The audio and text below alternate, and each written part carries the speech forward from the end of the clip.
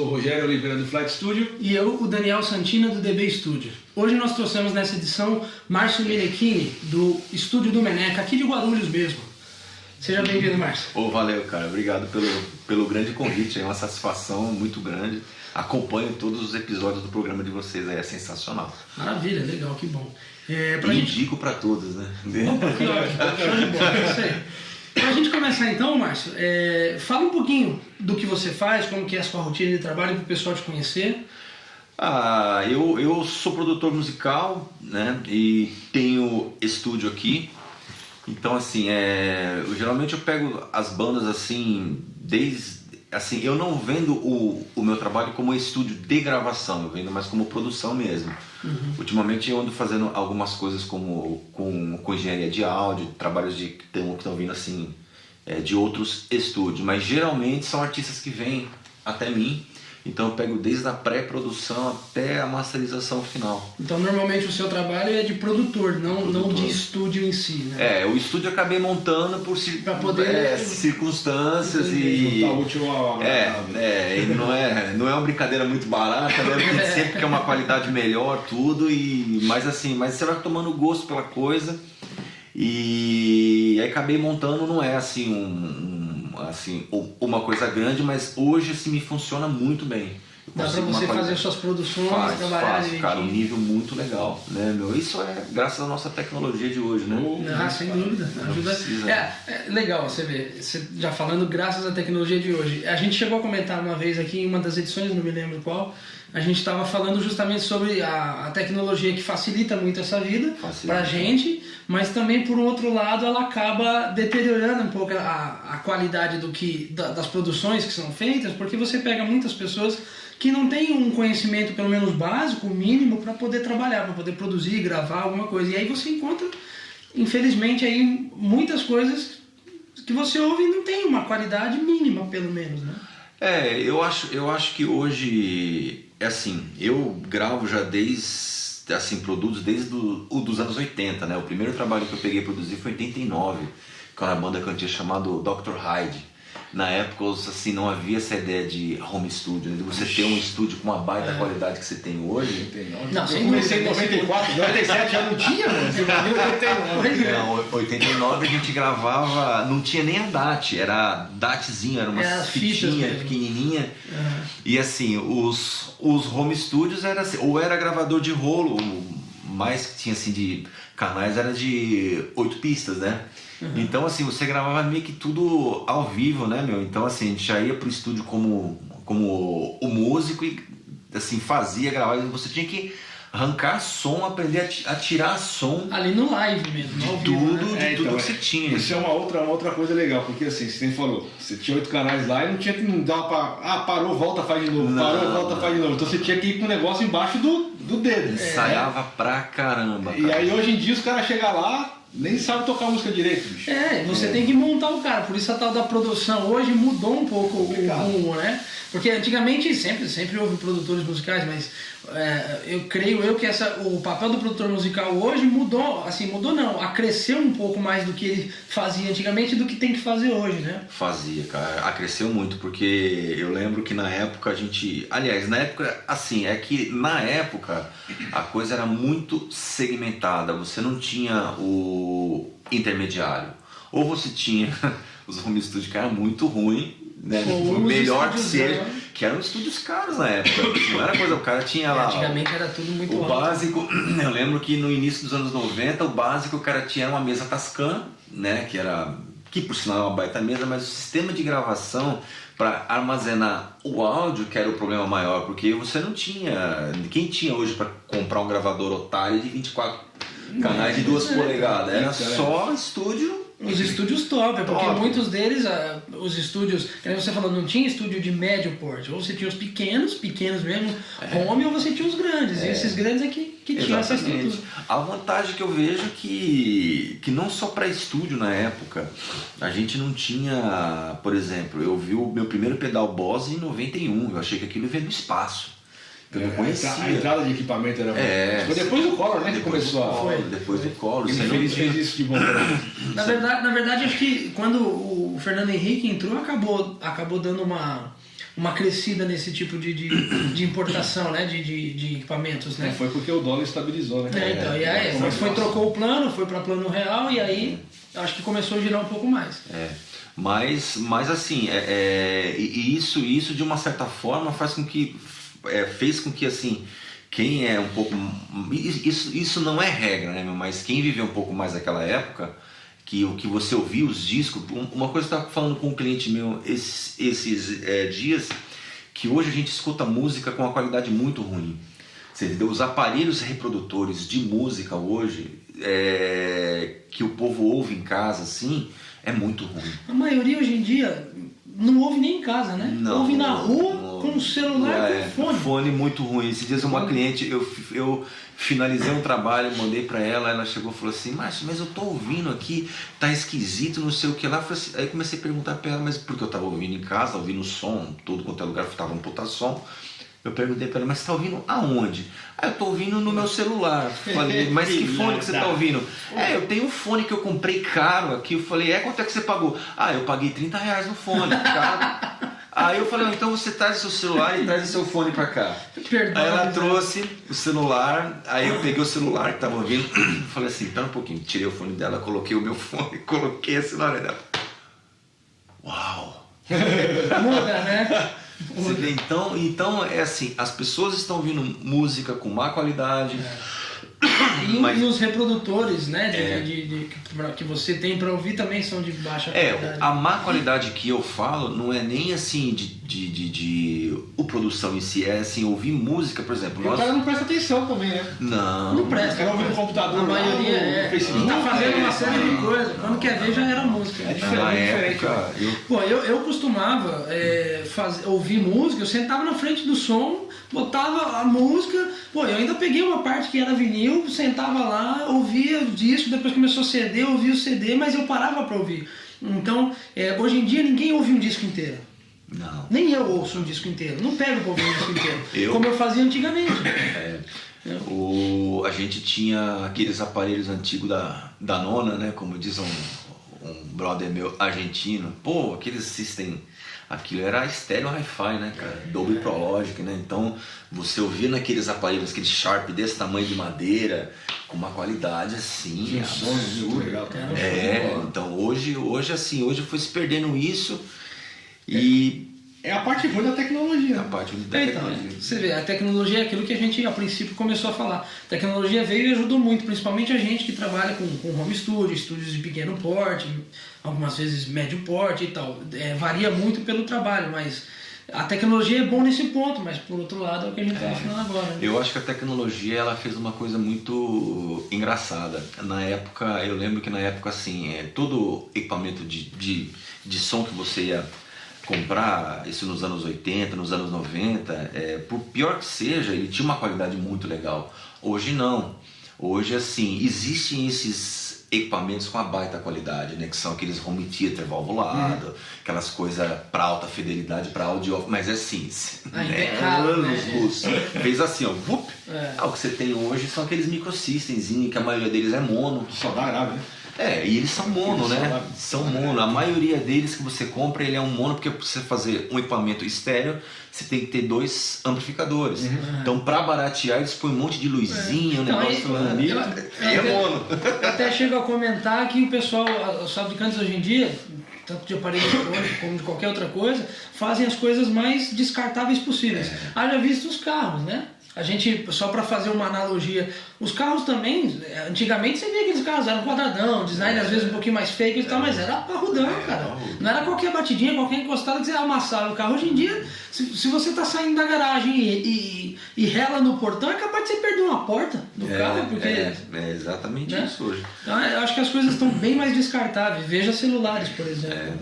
O que eu indico assim para os clientes, não só clientes, mas assim quem está convivendo com música, vivendo com música, fazendo música, assim, invista num par de fone legal para ouvir, Cara, compra um fone de R$150, de 200 conto, que ele vai te durar a vida inteira e você vai ouvir música com muito boa qualidade.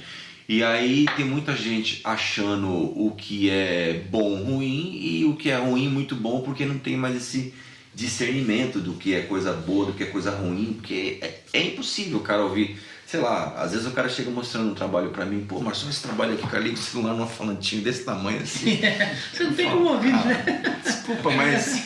Mas então, Marcelo, você acabou de falar, o cara chega lá pra você, mostra o trabalho. Como é que você trabalha nas bandas que vão lá te procurar pra produzir? Como é que chega os trampos lá pra você? Chega pronto, não chega? Isso é um problema também, porque assim, eu sou um cara entusiasta. Eu, quando eu vou fazer um trabalho ou uma produção, por incrível que pareça, a última coisa que eu penso é em grana. Você entendeu? Eu penso em assim, cara, eu acho que nós produtores, a gente tem uma missão muito responsável de viabilizar o sonho de outras pessoas. Sim. Isso é uma coisa assim que pra mim assim me tira o sono, porque eu me sinto responsabilidade. É uma responsabilidade muito grande, né, meu? Não é simplesmente você gravar, você não tá gravando o trabalho do cara. Quando é um grande artista, eu já tive chance de assim, trabalhar com gente que já tem vários discos e assim, então para os caras é um pouco mais relax, mas quando às vezes chega um cara, um artista ou uma banda que não tem muita experiência, não sabe como é que funciona, ou não digo nem que esteja começando, mas está começado, está querendo gravar geralmente hoje um EP, por exemplo. Então assim, eu tenho muito tato para lidar com eles, para ser o mais sincero possível, o mais honesto possível com ele, desde a primeira conversa. Eu faço uma reunião com eles, junto tudo, né, para ver o que eles querem, o que eles procuram, para ver se eu tenho condições e capacidade de atendê-los também, né, porque a gente não sabe tudo, a gente não é o dono da verdade. Às vezes o cara quer uma coisa que eu chego pro cara e falo, olha, me desculpa, mas eu não tenho capacidade para isso. Por exemplo, se o cara fosse pedir para eu produzir um trabalho de samba, eu ia falar pro cara, eu não tenho competência para isso. Então, Marcelo, aconteceu comigo isso, cara. Chegou um grupo de samba querendo trabalhar comigo, fazendo os trabalhos comigo, e pedindo até para que eu produzisse, mas eu fui bem sincero, falei, olha, eu não faço produção de samba, porque eu não tenho essa experiência, esse conhecimento, não sou específico da área. Então, tragam um produtor e a gente grava sem crise nenhuma. Eles chegaram a insistir um pouquinho ainda, talvez por economia, não sei, mas expliquei bem, né, fui bem sincero e falei, olha, não tem como. Então, vocês querem gravar aqui? Legal, vamos gravar sim, vou fazer um belo de um trabalho, mas eu não vou produzir, então tragam um produtor de vocês. E aí foi o que eles fizeram. Trouxeram um produtor somente para produzir e a gente trabalhou nas gravações ali à parte, aí é outra história, né? Tem uma coisa legal que você falou, que às vezes a gente esbarra muito nisso, que é a parte financeira, né, bicho? Porque às vezes o cara chega, tem um trampo legal, tem as ideias boas para produzir, só que na hora que você vai produzir, você pensa num negócio... E aí? Não, aí fica... Aí você faz aquele... né? Isso como é que a gente consegue trabalhar com isso, bicho? Parte aí que tá. Uma das minhas formações é gestão de produção. Depois de fazer faculdade de música, eu formei em música. Mas assim, a gente, como produtor, a gente é o gerente. É a gente que vai lidar com o dinheiro do cliente. E a gente de maneira alguma pode pensar assim, só, beleza, eu vou ter um lucro. Não, isso você tem que ser muito bem administrado, porque você tem que ver qual o orçamento que o cara tem, qual que é a estrutura de banda que ele tem. Às vezes chega assim, às vezes o cara chega pra mim e fala assim, Márcio, eu queria colocar uns negócios, às vezes banda de pop rock, né? Eu queria colocar umas coisas eletrônicas no meio. Eu falo, tá, legal, mas como você vai viabilizar isso aí ao vivo? Aí ele não conhece como que é tecnicamente para você viabilizar um sampler com clique. Como nós somos músicos, eu fui músico, toquei em vários festivais, então assim, eles não sabem que vai tocar muito festival quando a banda é pequena. Às vezes você não toca só você toca com 3, 4, 5 bandas, tem problema de troca de palco. Então assim, eu procuro de uma forma geral, além de fazer o trabalho de produção musical, dar uns conselhos para a carreira do cara e para viabilizar o trabalho dele, para ele ter uma sobrevida maior. E a coisa poder funcionar melhor até na hora de produzir, né? Funcionar, porque aí o cara não se frustra, porque às vezes ele grava um baita disco assim e fica legal pra caramba, mas quando vai ver o show fica muito aquém. E hoje a coisa se inverteu muito. Hoje você se vende muito mais show do que disco. Na verdade, os discos e o trabalho gravado hoje, ele é fundamental mas para alavancar. Pra divulgar, É o cartão, né? É o cartão de visita. É pro artista aparecer e ser conhecido, porque na verdade a venda de shows realmente ela faz mais diferença hoje do que fazia antes, né? Haja vista artistas que nem Rolling Stones ou Alicia Keys, você vê que lá fora eles sabem. Outro problema que nós temos aqui, né, que até estava comentando com eles, que o Brasil não sabe fazer business com música, né? A gente não sabe ainda. E os caras, você vê lá assim, o faturamento anual deles com turnê é coisa de milhões de dólares. Né? Por quê? Porque tudo para eles lá é business. E o show hoje é o show, é o merchan. Por isso que chama show business. O CD ele é uma décima parte, muito importante. Mas muito importante. Ele é mais para divulgação, ao meu ver, né? Hoje em dia, é mais para o artista ser conhecido e aparecer. Para ir mais longe. Exatamente, para ter um alcance maior. Uma coisa que você estava falando que é importantíssimo, tá, até a gente ressaltar, a gente falou isso já numa outra edição, mas é bacana sempre colocar os pontos de vista, né? Justamente a questão do business da coisa. Por exemplo, o brasileiro realmente não sabe fazer isso ainda direito, e as bandas também não têm a noção de que são uma empresa. Elas têm que lidar como uma empresa. Uma banda é uma estrutura que você tem que sustentar, tem que arcar e tem que fazer funcionar, uma engrenagem. Se você não girar, que é da própria banda, não fazer acontecer, não vai aparecer um cara, vai bater aqui na porta do estúdio ou na porta da onde você está ensaiando, por exemplo, na sua garagem, e falar, olha, legal, vou contratar vocês. Não acontece. Isso, na verdade, eu nunca ouvi falar desse tipo de história. Né? Eu lembro que assim, nos anos 80, as bandas até o meado dos anos 90, as bandas que estavam no auge, né, brigavam muito com as grandes gravadoras porque falava que era uma ditadura, que queria ter liberdade, porque você tá por uma multinacional, é não sei o que lá, o cara te tolhe. Pois bem, acabou, né? Eles deram essa liberdade para você agora. E agora você tem competência para fazer o trabalho o que deles? eles fazem, exatamente. Não tem. Não tem. A gente tem que correr atrás de tudo que eles tinham não tem, cara. E pagar por fora. Não tem. Então hoje nós estamos aqui no Brasil colhendo, cara, de uma certa forma, que tudo bem que tem todo lado desse lance. É que eu tenho eu particularmente, eu sempre acho que aqui a gente no Brasil, a gente não sabe fazer business com música. A gente ainda tem uma visão muito paternalista, que alguém tem que vir, tem que dar uma oportunidade, tem que te pegar na mão.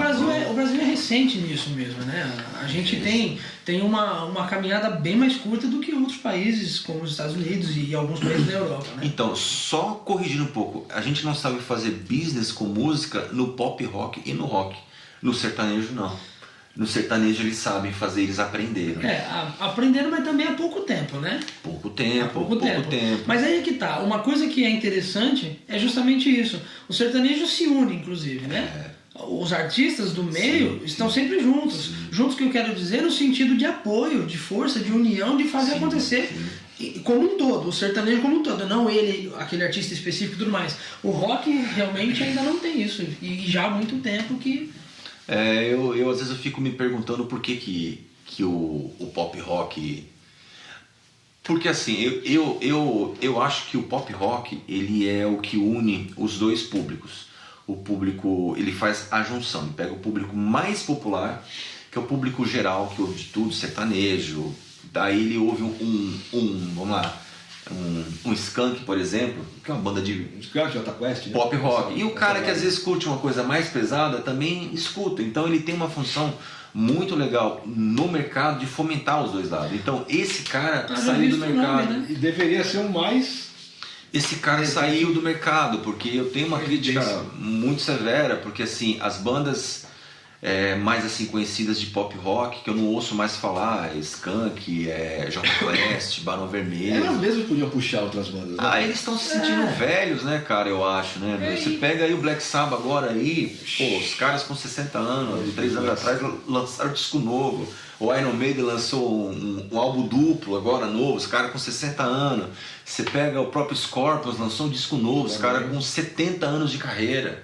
Você pega o próprio Metallica, cara, tá em estúdio, tá pra lançar esse ano o disco novo. O Aerosmith também. O Aerosmith e os caras... Whitesnake.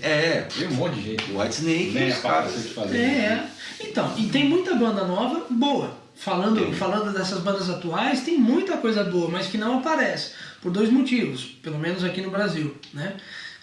Não aparece por falta de saber aparecer, que nem você falou, não sabe gerenciar esse business, essa empresa, e muitas vezes pela falta também do investimento. Mas essas outras bandas poderiam incentivar isso, também, né? E não incentivam. Puxar. Né? Se incentivo eu não sei, mas... Então, pois é, a gente também... Mas eu vejo muito pouco incentivo por parte deles. Poderia. Então poderia ser maior, ao meu ponto de vista, né? Eu acho que todo gen que não se perpetua é fadado à extinção. O que aconteceu com a própria Bossa Nova.